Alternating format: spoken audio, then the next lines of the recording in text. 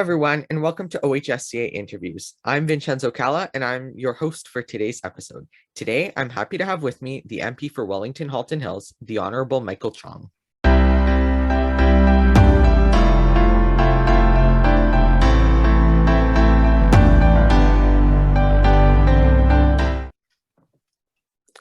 Michael was first elected in 2004 and has been re-elected 6 times. In 2006, Michael served in the federal cabinet as president of the Queen's Privy Council, Minister of Intergovernmental Affairs, and Minister for Sport. Before becoming an MP, Michael acted as Chief Information Officer for the National Hockey League Players Association and as a senior technology consultant to the Greater Toronto Airports Authority for the redevelopment of Pearson International Airport. Michael also co-founded the Dominion Institute, now known as Historica Canada. In 2017, Michael also took a run in the CPC Leadership Race. Michael currently serves as the Conservative Shadow Minister for Foreign Affairs. Thank you, Michael, for your time, and thanks for joining us today. Great to be here. We're great to have you, and we're going to start off the interview like we always do with our question and answer segment. And these questions come from our high school members. So the first question is, what is something that you have learned over your 17 years of being an MP that helps you serve your community better? Well, one of the things I've learned is that people who get involved can make a difference. You know, there's often a lot of apathy out there about politics. And what I've learned is that if you get involved, if you join a riding association, join a political party, if you get involved in a local election campaign during a provincial or federal election, if you run to be a candidate for nomination for a political party, if you run in an election, if you get involved, you can make a big difference. And that's probably one of the most important things that I've learned over the last 17 years. Those people who are involved make the difference. If you don't get involved, you can't make a difference. Well, that's for sure. And that's really something that a lot of people that are in politics, whether they're your fellow MPs or whether they're still at whether they're a staffer or just a community volunteer, that's the way that a lot of people get into politics, by just getting involved, whether it's at a young age or older age. It doesn't matter when you get involved, it's just getting involved. And that's how a lot of our members are getting involved. We have a lot of members in our group who are just interested in politics, and whether you want to run or just want to stay volunteer, just getting involved is the best way to do it. Asking questions and just talking about it and getting involved. Absolutely. And but getting involved in politics is important because governments collect almost half of our economic output in taxes, and the other half that they don't collect in the form of taxation, it's heavily regulated through laws and regulations and policies that are put in place by various orders of government, federal, provincial, municipal. And so if you're not interested in politics, if you're not following politics, if you don't vote, then you're essentially allowing other people to decide how your hard-earned tax dollars are going to be spent, how they're going to be collected, and allowing other people to have a degree of control over your life.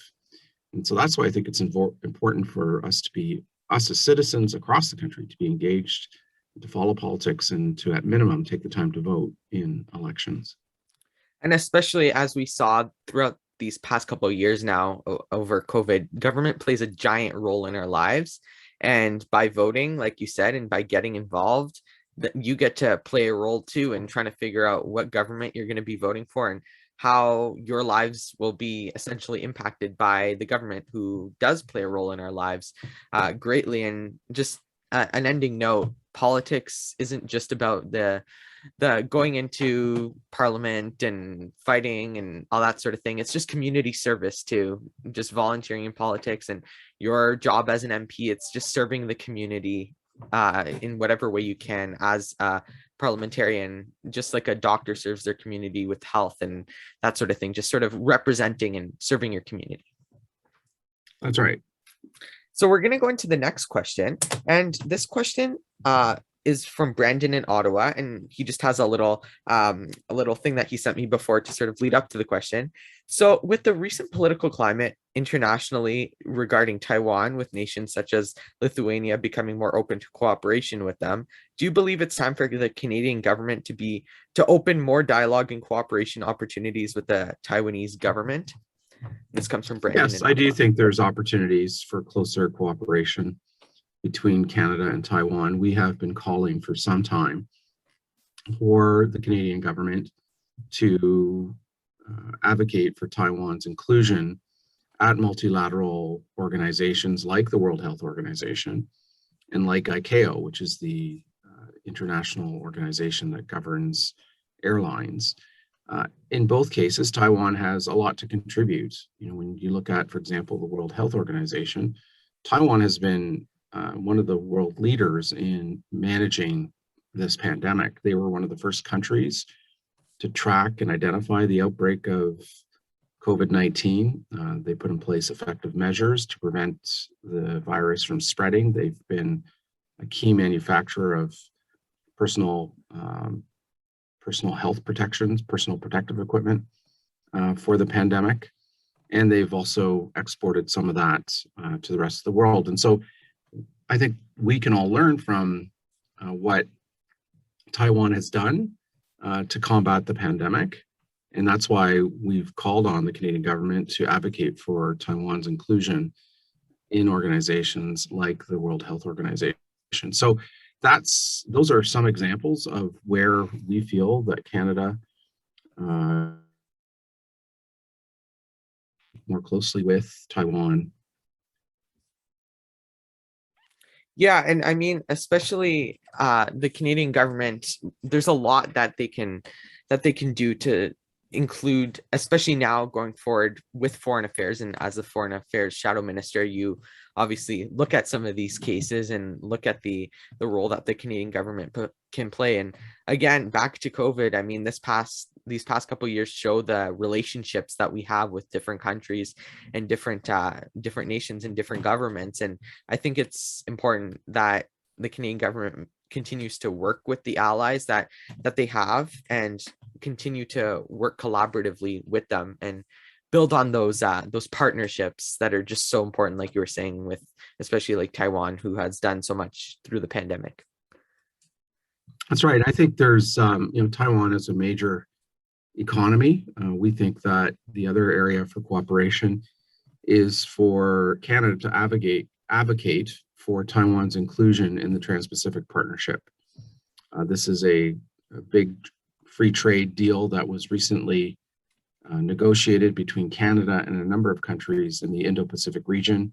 It includes countries like Japan and Australia, Malaysia, and we feel that Taiwan's inclusion in this treaty would benefit the members of this new trade agreement.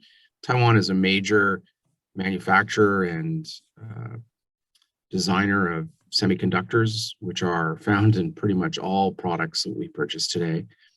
And so by including Taiwan in this trade deal, we could mutually benefit our respective economies. Exactly. And we're going to go into the next question, look at foreign affairs in a different light, somewhat closer to home. So the third question is, how should the current government approach the new U.S. softwood lumber tariffs? Well, I think the current government, the Liberal government, needs to rebuild our relationship in Washington. I think it's clear that Canada's standing has fallen in Washington in recent years. We have not only the doubling of the softwood lumber tariffs in the last recently, we also have the potential shutout of the Canadian auto industry from the electric vehicle market in the United States because of a provision that's working its way through the US Congress that would favor US manufactured electric vehicles and essentially shut out Canadian manufactured electric vehicles. We have the US government recently targeting our dairy producers. We have ongoing issues with a North American energy framework. The Biden administration canceled Keystone XL pipeline.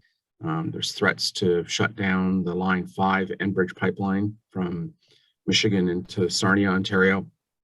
And there are so many other problems in the bilateral relationship. And so we think that the government needs to take a much stronger stand in defense of Canadian workers and Canadian industry. And that begins by, excuse me, that begins by putting in place a whole of Canada effort involving premiers, business groups, border city mayors to put pressure on the US government to address some of these trade issues. And so the government hasn't done that. They seem to have an ad hoc approach, a one-off approach to dealing with each of these problems. And clearly that ad hoc approach isn't working. So, as I said, we need a whole of Canada approach, all hands on deck, involving all the resources of the federal government, along with provincial premiers and provincial governments, business associations, civil society groups, in order to unstick some of the stickiness that has been put in place at the Canada-US border. Well, especially over the past 6 years, it's been a very interesting time in Canada-US relations, with the American presidents and then Justin Trudeau having to sort of try and work together. It's been very interesting for US-Canada relations. And I think that you raised some really good points in terms of just approaching it in a different way, I guess, by especially now all these issues, seeing them all coming at once, like the car industry you were saying, and Line 5 and the other pipelines, those are big issues as well. I mean, I know that like recently, earlier this year, I guess I saw, after we interviewed her, I know Marilyn Gladu has been talking a lot about the pipelines, the Line 5 into Sarnia, and there's a lot of issues that I think that Canada needs to work out, and just softwood lumber is just one more, like you were saying, and it'll take a lot to do that, but hopefully the government does something about it, right? I mean, yeah, I think, it's clear that this government misread the incoming Biden administration earlier this year. They assumed that the Biden administration would be markedly different from the previous Trump administration in the way it managed the bilateral trade file. And that was a big mistake on part of the Liberal government. The Biden administration has continued with many of the Trump administration's policies, and in fact, has doubled down on many of them. And so, we need a different approach. There needs to be a whole of Canada approach to address some of these real threats to Canadian workers and Canadian industry. Look, 1/5 of what we do in this country is for export to the United States. 20% of everything we produce in this country is exported to the United States. But 75% of the $600 billion a year that we export goes across the border into the US. It's such an important part of our economy, and the threats that we're seeing from these issues, whether it's EV tax credits or doubling of softwood lumber tariffs, the threat to close down Line 5, and so many other issues, need to be addressed with a much better whole of Canada approach than what the government has currently been doing.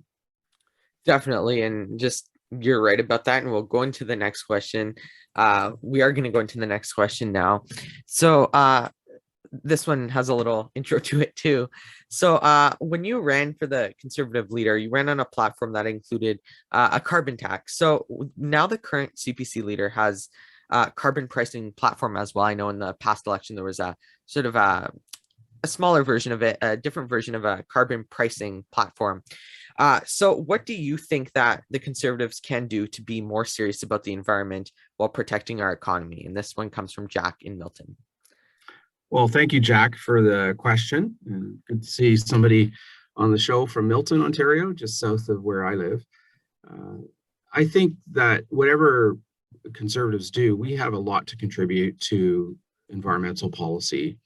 And our approach should be based on conservative principles. Conservatives believe in limited government. We believe in free enterprise. We believe in the power of markets.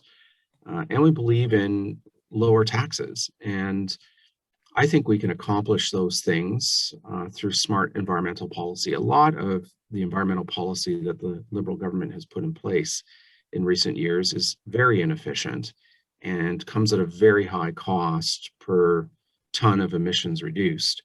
We need to be smarter about how we reduce emissions. We need to reduce emissions in a much more cost-effective way so that we don't unduly burden Canadian industry and Canadian families.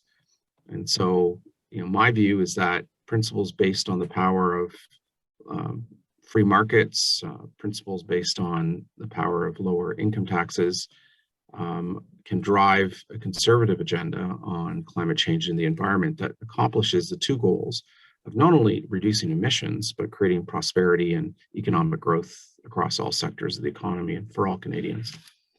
Well, it's really important that obviously we had a really good environment platform in the past election just recently, a couple months ago. It was great. There was an environment plan like never seen before from the Conservative Party that was really good. And I think that it's important that you say that we need to continue using our principles of our basic conservative principles and ideologies and sort of transform that into an effective climate change plan, because climate change is real and obviously it's a big issue facing our world, and it's something that all parties that want to form government should take seriously. And it's great that our party is doing that and using those principles, like you said. And as we had on our last episode of last season, right before the election, or just as the election started, a former candidate, Andrea Johnson, said, "It's in our name, conservatives conserve."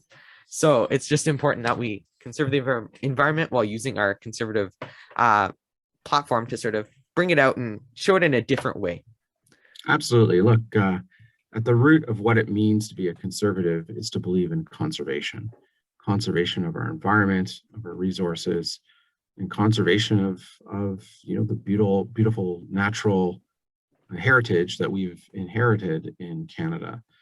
And we should be proud of the record of conservative governments in the past. In fact, it was Brian Mulroney who led a conservative government in the 1980s that was voted the greenest prime minister in Canadian history. And he was voted that award by environmental groups themselves, who came together to judge which government had the best track record in Canadian history on environmental issues. And it was a conservative government led by Prime Minister Brian Mulroney in the 1980s. This was a government that negotiated the Acid Rain Treaty with President Reagan that cleaned up a lot of the lakes across the boreal forest of the north, across the iconic Canadian Shield, lakes that were dying because of acid rain. Well, he negotiated that treaty, convinced a skeptical American president that this was really necessary, and we got the deal done. He was the prime minister that put in place a green plan for the environment. So we've got a proud record on the environment. And if we come forward with policies based on conservative principles, as I said earlier, we can achieve the twin goals of not only accomplishing our emissions reductions, but doing so in a way that makes our economy more efficient, creates economic growth, creates productivity growth, and creates prosperity for all Canadians. Well, it's great that you say that, because Prime Minister Mulroney took those steps in the 80s, like you said, he did so many great things for the environment as a progressive conservative, and obviously, well, he's one of my favorite prime ministers. As you can look around, you can figure out what era is my favorite of Canada, US, British politics. You can figure that out. But just generally, I think there's a lot of lessons that we can learn and lots of things that we can continue to build on and look at the issues of today and approach them with a great conservative standpoint. So we're going to go into the next segment, which is called Advice for the Next Generation, where we talk about youth involvement in politics and more. So we always ask this one question to every single person that comes on our show. So we ask, what should young high school conservatives do in order to get more politically active? And what is one piece of advice that you would like to give them? Well, I think young high school students should continue what they're doing, which is to join the high school conservative club, and then after high school to stay involved. That's the most important thing. I first got interested in federal politics when I was in high school. My member of parliament was Perrin Beatty. He was a conservative member of parliament who represented our riding in the 1970s, 80s, and early 90s. And he used to come visit our school to talk to us about what was going on in Ottawa. And that got me interested at that young age while I was still in high school. After high school, I remained involved. I joined the campus club at the university I was attending at the time, at the University of Toronto. I went to national and provincial conventions and stayed involved. Through those conventions, through that involvement, I met a whole network of people who would become very good friends of mine, who we shared a lot in common, and friends that helped each other as we sought nominations and eventually got elected to federal office. So that's my advice to young people in high school, is to get involved, to stay involved after high school, to join your local campus club or to join your local riding association, go to national conventions, get to know a network of friends and acquaintances at these conventions and in these riding associations, in these campus clubs. And you'll build lifelong friendships that won't just be about politics. It'll be a way to enrich your life while at the same time contributing to the future of this country. Well, that's some great advice. And I know that as I'm in grade 12 now, I'm in the process of applying to universities and finding out what universities I'm going to. And part of my research of what universities I'm going to is looking at the campus clubs and looking at the campus conservative clubs and seeing, okay, what's each club sort of like? I mean, that's my little political nerd moment by not only applying to universities, but looking at their campus clubs as well and seeing, okay, that's what their campus club is like. Okay, that's pretty cool as well. So it's, yeah, like you said, just stay involved, and especially at the grassroots level, that's so important if you have the time. Obviously, well, unfortunately this year I'm super busy with a whole bunch of things, so I can't join my writing board just yet, but I hope to soon. It's just so important that you find any way to get involved in on the grassroots level, and getting involved with a whole bunch of different conservative people that you can share interests with is just so important, like you said. So that is all for today. Thanks, Michael, for your time today. We really appreciate you being with us. We wish you well in the future. And that is all for today. And before we go, as this is our last episode before Christmas, I just want to wish all our viewers and listeners a very Merry Christmas and Happy New Year on behalf of the OHSCA team. We're going to be back with some new episodes of OHSCA interviews in the new year, hopefully around early to mid-January. We're going to take a little break for the next 2-3 weeks, hopefully, and we'll be back soon in the new year. So make sure to follow our Twitter, Instagram, Facebook, and TikTok accounts at Ontario HS Cons for more info about our next interview and for more great content. Make sure to look at our website at ontariohsconservatives.org to learn more about us, see our projects, and for more great content. For our YouTube viewers, make sure to like this video, subscribe to our channel, and don't forget to click the notification bell so you never miss a video. For our podcast listeners, make sure to follow us and stay updated with new episodes. Thank you all for coming, and we hope to see you all soon.